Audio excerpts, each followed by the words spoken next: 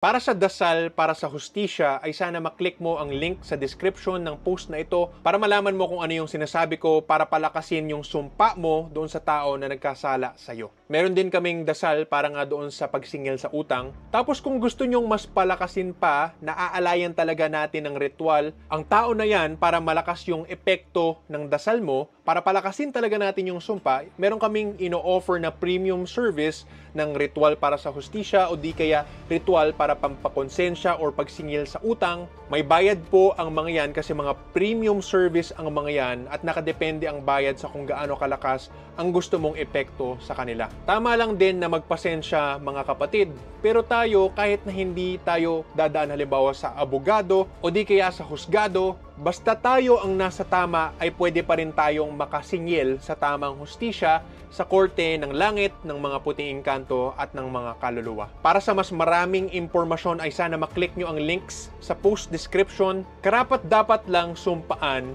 ang mga tao na sumobra na sa kanilang kasalanan. Maraming salamat po mga kapatid at God bless.